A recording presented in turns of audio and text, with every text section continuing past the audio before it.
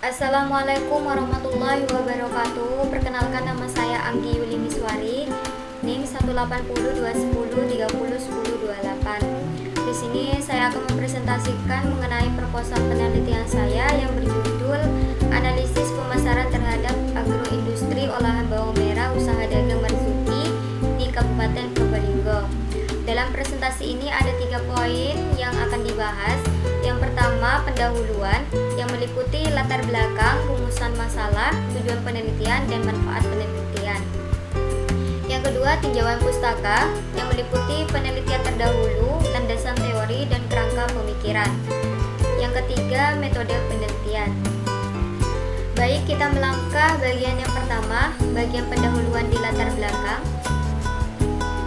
Agroindustri secara umum merupakan industri pertanian yang mempunyai peran sangat penting dalam pertumbuhan ekonomi di Indonesia. Agroindustri sendiri yaitu suatu kegiatan yang dilakukan dengan memanfaatkan hasil pertanian sebagai bahan baku, merancang, serta menyiapkan peralatan dan jasa untuk kegiatan tersebut. Salah satu subsektor pertanian adalah tanaman hortikultura, yaitu bawang merah. Bawang merah sendiri ini termasuk ke dalam kategori rempah-rempah yang dibutuhkan banyak orang karena bawang merah ini sebagai pelengkap bumbu masakan guna menambah cita rasa pada makanan. Menurut Surahman tahun 2007, agroindustri ini merupakan suatu kegiatan di mana kegiatan ini memanfaatkan hasil pertanian sebagai bahan baku dasar, merancang dan menyediakan peralatan serta jasa untuk kegiatan tersebut. Dengan demikian, agroindustri ini mencangkup industri pengolahan hasil pertanian, industri peralatan dan mesin pertanian, dan industri jasa sektor pertanian.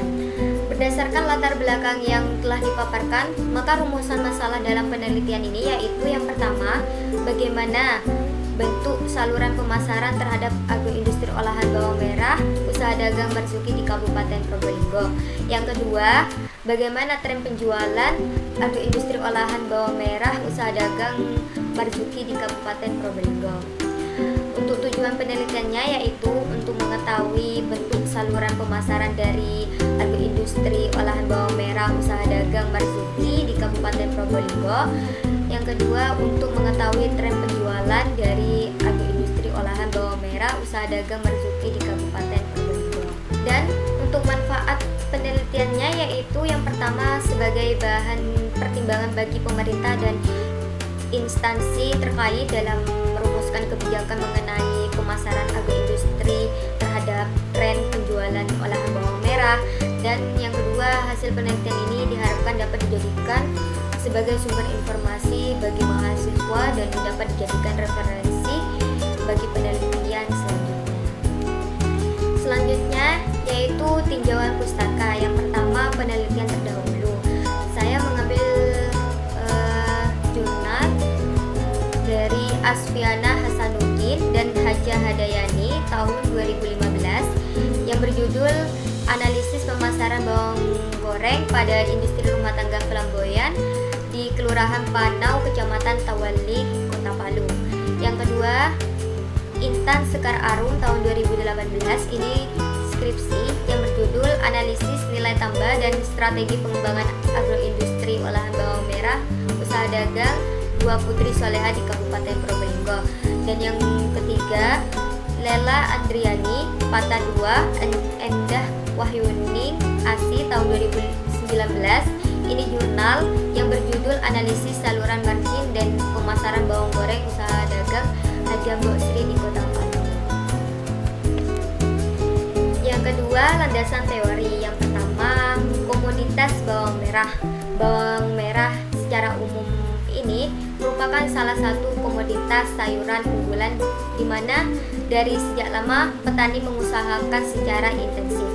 Bawang merah ini termasuk ke dalam kategori rempah-rempah yang dibutuhkan banyak orang karena bawang merah ini sebagai pelengkap bumbu masakan guna menambah cita rasa pada makanan. Selain itu, bawang merah ini juga mengeluarkan bau khas. Selain sebagai bumbu masakan, bawang merah ini juga sebagai bahan obat tradisional. Yang kedua, Pengolahan bawang merah. Saya mengambil penelitian dari Darmawidah dan kawan-kawan tahun 2010. Menurutnya ada kecenderungan dalam produksi bawang merah saat panen raya. Hal ini menyebabkan harga bawang merah akan murah. Begitu sebaliknya, jika produksi bawang merah berkurang, maka harga bawang merah pun menjadi mahal. Dalam keadaan produksi yang sangat melimpah, petani di sini berusaha untuk menyimpannya selama mungkin. Namun, dilihat dari sifat bawang merah yang tidak tahan lama, maka bawang merah ini akan mengalami pembusukan.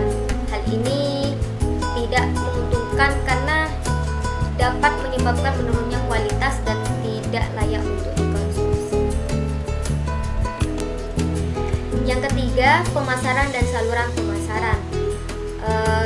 Pemasaran merupakan suatu kegiatan dalam membuat perencanaan, menentukan harga, promosi, serta mendistribusikan barang dan jasa. Pemasaran tidak hanya bertujuan memuaskan kepentingan pelanggan saja, akan tetapi juga memperhatikan semua kepentingan pihak-pihak yang terlibat di dalamnya, seperti kesejahteraan sosial, kepentingan masyarakat sekitar, kepentingan pemegang saham, pencemaran lingkungan, dan lain-lain. Itu menurut Sunyonto tahun 2012. Dan juga menurut Sunyonto tahun 2012 ini, saluran distribusi dapat dibagi menjadi dua bentuk. Di antaranya yang pertama itu saluran distribusi langsung. Nah, saluran distribusi langsung ini maksudnya yaitu produsen berusaha menyalurkan barang secara langsung ke tempat konsumen. Saluran distribusi langsung ini juga memberikan keuntungan bagi konsumen. Keuntungan tersebut yaitu tidak perlu memikirkan transportasi untuk mendapatkan barang yang dibutuhkannya. Sedangkan bagi produsen dapat mengetahui secara langsung kondisi barang yang diinginkan konsumen. Yang kedua, saluran distribusi tidak langsung. Saluran distribusi tidak langsung ini, produsen menggunakan pihak luar atau perantara untuk membantu menyalurkan barang produksinya ke konsumen. Teori yang terakhir yaitu metode tren. Nah, menurut Siagian 2006, tren sekuler didefinisikan sebagai gerakan umum dalam jangka panjang. Pergerakan ini bisa berupa garis lurus atau parabolik yang menaik atau menurun. Metode yang banyak digunakan untuk menentukan tren adalah metode rata-rata bergerak dan kuadrat terkecil. Apabila perhitungan didasarkan pada data historis dari satu variabel saja, maka digunakan cara yang pertama, metode tangan bebas. Metode ini tidak menggunakan formulasi dalam perhitungan nilai proyeksi suatu variabel, sehingga dapat dikatakan bahwa metode tangan bebas dominan bersifat subjektif. Artinya, nilai proyeksi tersebut dapat diukur sedemikian rupa sesuai di pengambilan keputusan. Yang kedua, metode trend semi average. Nah, menurut Siagian 2006, metode trend semi average dapat digunakan untuk keperluan peramalan dalam membentuk suatu persamaan layaknya analisis regresi. Metode ini dapat digunakan apabila data yang dihadapi berjumlah genap, sehingga dapat dibagi menjadi dua kelompok besar. Dalam menggunakan metode trend semi average ini, perlu disadari bahwa keakuratan peramalan akan semakin rendah bila periode peramalan semakin jauh dari masa datanya. Yang ketiga, metode trend moment. Metode trend moment merupakan metode analisis yang dapat digunakan untuk keperluan peramalan dengan membentuk persamaan Y sama dengan A plus BX. Nah, sebagaimana telah diulas pada metode trend semi average, dalam penerapannya metode ini tidak mensyaratkan jumlah data harus genap. Perbedaan dengan metode trend semi average terletak pada pemberian skor nilai X-nya. Dalam hal ini, pemberian skor X dimulai dari 0, 1, 2, dan seterusnya. Dan yang keempat, metode trend least square Aplikasi metode jumlah kuadrat terkecil untuk data deret waktu ditunjukkan untuk melihat trennya. Model yang digunakan bisa berbentuk linear atau kurva linear. Bila modelnya berupa kurva linear seperti telah dijelaskan sebelumnya pada regresi linear terdahulu, perlu dilakukannya transformasi. Metode least square merupakan metode yang paling umum digunakan dalam peramalan untuk data time series. Itu menurut Siagian tahun 2006. Selanjutnya, kerangka pemikiran bisa dilihat pada diagram di samping. Dan yang terakhir yaitu metode penelitian. Yang pertama, desain penelitian.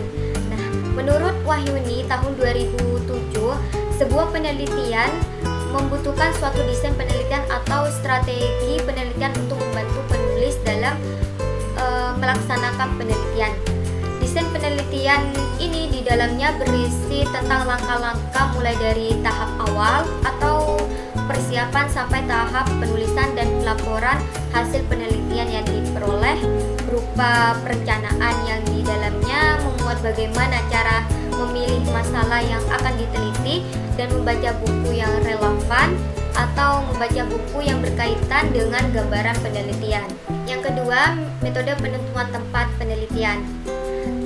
Penentuan tempat penelitian ini dilakukan secara sengaja atau purposive method, yaitu usaha dagang Marzuki yang berada di Desa Karambong, Kecamatan Pajarakan, Kabupaten Probolinggo.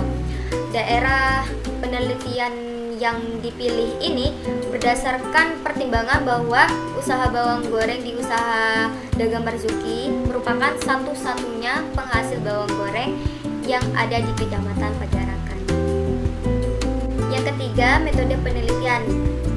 Menurut Sugiono tahun 2009, metode yang digunakan dalam penelitian ini adalah metode deskriptif. Penelitian dengan metode deskriptif bertujuan membuat gambaran secara sistematis, faktual, dan akurat. Pada penelitian ini, pencarian data yang dilakukan untuk menggambarkan secara faktual dalam suatu peristiwa secara real. Metode deskriptif analisis mengambil masalah atau memusatkan perhatian kepada masalah-masalah sebagaimana adanya saat penelitian dilaksanakan.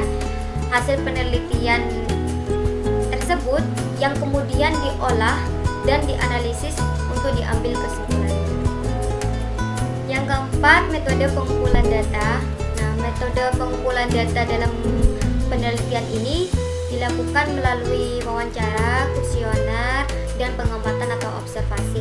Data yang digunakan dalam penelitian ini yaitu data primer, di mana data primer atau primary data source ini meliputi yang pertama, metode wawancara terbuka, di mana metode ini berarti informan dapat menjawab pertanyaan tanpa adanya batasan. Peneliti juga dapat bertanya kepada informan secara langsung dan jelas. Dan yang kedua, metode observasi.